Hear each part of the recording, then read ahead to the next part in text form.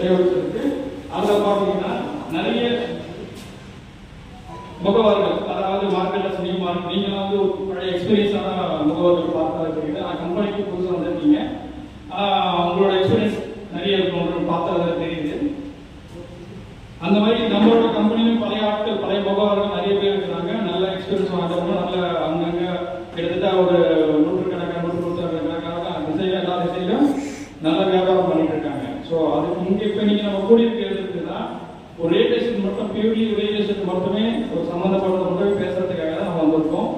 புதுசாக இணைய உள்ள, அந்த புதிதாக இணைய உள்ள நண்பர்களுக்கும் கம்பெனியோட என்ன தரம், என்ன இருக்கு, என்ன நம்மளோட பிசினஸ் பண்றாங்க, கம்பெனியோட பேக்ரவுண்ட் என்னன்னு தான் இந்த மீட்டிங்கை அரேஞ்ச் பண்ணி இருக்குது.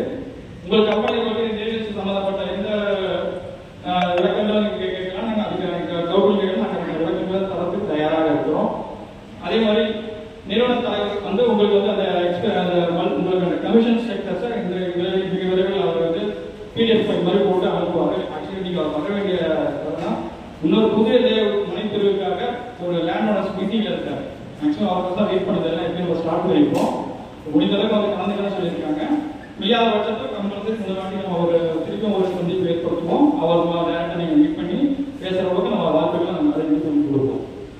ரியல் எஸ்டேட்ல பார்ட் டைமும் பண்ணுறவங்க இருக்கீங்க சார், இதை தெரிஞ்சுக்கலாமா? நன்றி சார். ஃபுல் டைம் ஏதாவது பிஸ்னஸ் சொல்லி பண்ணுறவங்க எந்த பேர் தெரிஞ்சுக்கலாம். இப்போ நீங்கள் பார்க்கப்பட்ட கம்பெனியில் வந்து சேர்த்து பயன் எடுத்துருப்பீங்க. ஸோ உங்களுக்கு